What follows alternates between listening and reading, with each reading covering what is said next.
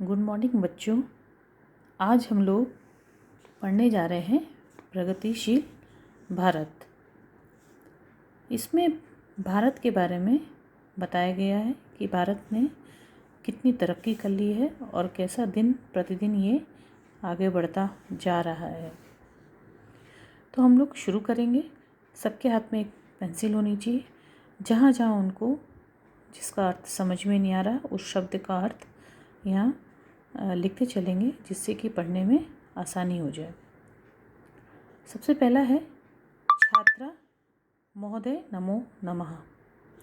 महोदय यानी कि अध्यापक के लिए आया, शिक्षक के लिए आया है कि शिक्षक आपको नमस्कार हो। शिक्षक सर्वेषां कल्याणं भवतु, सभी लोगों का कल्याण हो, अच्छा हो, शुभ हो। ध्रुव, अब ध्रुव क्या कह रहा है? आचार्य अध्यापक हम सब भारतस्य विषये पठितुम् इच्छामः, भारत के विषय में पढ़ने की इच्छा करते हैं, यानी कि पढ़ना चाहते हैं। शिक्षक क्या बोलते हैं? अस्तु, अच्छा। अद्य वयं प्रगतिशील भारतम् इति विषये पठिष्यामः, आज हम सब प्रगतिशील भारत, बढ़ते हुए भारत या भारत जो प्रगति करता है उसके बारे में विषय में पढ़ेंगे। अभी जो पठिष्यामा आया है वो हमारा लट लकार है, यानी कि भविष्यत काल में इसका प्रयोग किया जाता है। फिर नियम बोलता है, जो दूसरा बच्चा है बोलता है महोदय हे अध्यापक, भारतम शब्दस्य किम अर्थम अस्ति, भारत शब्द का क्या अर्थ है? शिक्षक कहता है भा अर्थात प्रकाश। भा का अर्थ होता है प्रकाश यानी रोशनी। अतः प्रकाशे रतम इति भारतम, अतः इसलिए प्रकाश जो प्रकाश को दूर करता है ऐसा भारत। यह विश्वे ज्ञानस्य प्रकाशम निरंतरम प्रसारयति तत् भारतम अस्ति, जो विश्व में ज्ञान का प्रकाश निरंतर लगातार प्रसारण कर रहा है, फैला रहा है, वह भारत है। ध्रुव ने कहा अस्माकं राष्ट्रप्रतीकानि कानि सन्ति, हमारे राष्ट्र के देश के जो प्रतीक हैं वे कानि मतलब कौन से हैं? शिक्षक ने जवाब दिया राष्ट्रध्वजा तिरंगा, राष्ट्रीय चिन्हम अशोक स्तंभम, राष्ट्रगानम च जनगण मन अस्ति। राष्ट्रध्वज यानी कि जो हमारा झंडा है वो तिरंगा 3 रंग का है। राष्ट्रीय जो चिन्ह है वो अशोक स्तंभ है। आपको पता ही होगा कि ये सारनाथ से लिया गया है। और जो मतलब और राष्ट्रगान है वो जनगण मन है। कमल पुष्पम वटवृक्षः व्याघ्रः मयूरः डाल्फिन मत्स्यः गंगा नदी आम्रफलम चापी।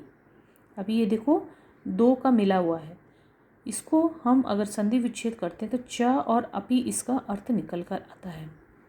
राष्ट्र प्रतीकानि सन्ति, कमल पुष्प लोटस है वो जो फूल है, वटवृक्ष है, व्याघ्र बाघ, मोर, डॉल्फिन जो मछली होती है, गंगा नदी, च अपि और आम का फल जो आम फल होता है वो राष्ट्र के प्रतीक है।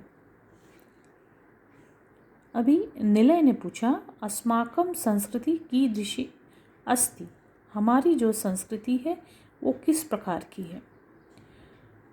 तो शिक्षक ने जवाब दिया विश्व बंधुत्व भावनया युक्ता संसारस्य समस्त संस्कृतिषु भारतीय संस्कृति मूर्धन्या अस्ति। विश्व बंधुत्व की भावना से युक्त यानी कि भाईचारे की, बंधुत्व मतलब होता है भाईचारा, और विश्व में भाईचारा की भावना से हमारे मन में ये भावना रहनी चाहिए कि हम सब आपस में भाई भाई हैं, जो कि आज के परिप्रेक्ष्य में अगर देखा जाए तो ये बिल्कुल उचित उक्ति बैठती है कि पूरे विश्व में अगर बंधुत्व की भावना हो, भाईचारे की भावना हो, तो किसी में क्लेश नहीं होगा और सब आपस में एक दूसरे के संग मिलजुल कर कार्य करेंगे, जिससे कि हमारा विश्व अच्छा बनेगा। तो विश्व बंधुत्व की, भाईचारे की भावना से युक्त संसार की, समस्त विश्व की समस्त संस्कृतियों में जो भारत की संस्कृति है वो मूर्धन्य मतलब श्रेष्ठ, अस्ति मतलब है। शिक्षायां ज्ञान विज्ञाने च भारतं सर्वदा अग्रसं विद्यते। शिक्षा की और ज्ञान विज्ञान के, विज्ञान में खोज वगैरह होती है तो उसमें भी जो भारत है हमारा आगे ही है। तो शिक्षा और ज्ञान विज्ञान के क्षेत्र में भारत सर्वदा हमेशा ही अग्रसर विद्यते, अग्रसर है यानी आगे की ओर है। सदा यहाँ पर कुछ न कुछ यहाँ पे एक्सपेरिमेंट्स होते रहते हैं जो कि हमारे लिए लाभप्रद होते हैं। प्राचीन काले नालंदा, तक्षशिला इत्यादयः विश्वविद्यालयाः संपूर्ण विश्वे अतीव प्रसिद्ध आसन। प्राचीन काल में नालंदा, जो कि विश्वविद्यालय पहले था और सबसे प्राचीन मतलब पुराने समय में, अभी तो बहुत ज़्यादा विश्वविद्यालय आ गए हैं, बड़े बड़े इंस्टीट्यूट्स आ गए हैं, तो पहले नालंदा चलता था और तक्षशिला, ये सबसे पुराने हैं। ये जो विश्वविद्यालय थे वो संपूर्ण जो विश्व में अति प्रसिद्ध थे, इतने ज़्यादा प्रसिद्ध थे कि बाहर से बच्चे यहाँ पर पढ़ने के लिए आते थे। आधुनिक वैज्ञानिक युगे अपि चिकित्साशास्त्रे संगणक विद्यायाम् अन्येषु च वैज्ञानिकेषु क्षेत्रेषु भारतीयाः समग्र विश्वे प्रमुखाः सन्ति।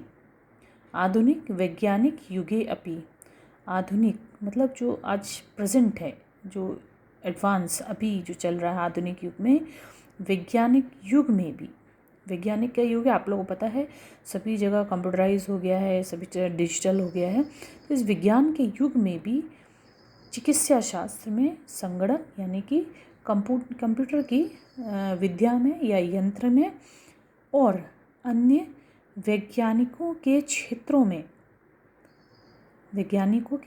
में जो भारतीय हैं वो समग्र विश्व, संपूर्ण विश्व में प्रमुख हैं, यानी कि हर जगह भारतीयों का बोलबाला है, हर जगह वो तरक्की कर रहे हैं।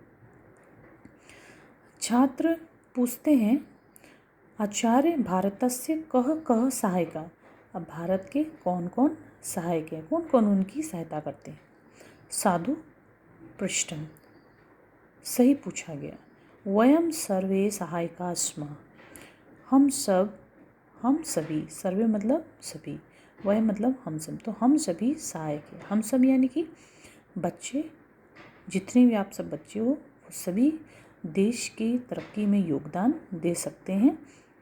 वयम अपि, हम भी, अब जो छात्र हैं वो पूछते हैं हम भी, क्या हम भी कुछ कर सकते हैं, तो शिक्षक क्या बोलते हैं, हाँ। सर्वे जनाः स्वहितं त्यक्त्वा, जो सभी लोग हैं वह अपने हित को त्याग कर, अपने स्वार्थ को त्याग कर देश के हिताय चिंतयतु, देश के हित के बारे में चिंता करें या सोचें, यानी कि जो देश के लिए अच्छा है, जो सभी लोगों के लिए अच्छा है, उसके बारे में विचार करें, अपना सब स्वार्थ छोड़कर। स्वच्छताया ध्यानम कुर्वन्तु, स्वच्छता यानी साफ सफाई का ध्यान, कुर्वन्तु मतलब करें। छात्राः अपि नियमान् पालयन्तु सम्यक् अध्ययनं च कुर्वन्तु, जो छात्राएं हैं, जो बच्चे हैं, जो स्टूडेंट हैं, वो भी क्या करें, नियमों का पालन करें। नियमान पालयन्तु, नियमों का पालन करें और सम्यक मतलब अच्छी प्रकार से, उचित प्रकार से अध्ययन कुर्वन्तु, अध्ययन करें, क्योंकि आज आपका सारा ध्यान पढ़ाई पर ही होना चाहिए। अगर आप पढ़ाई करेंगे तभी एक अच्छे और श्रेष्ठ नागरिक बन सकते हैं और भारत की तरक्की में अपना योगदान दे सकते हैं। एवं भवन्ता भारतस्य प्रगत्यां सहायका भविष्यन्ति।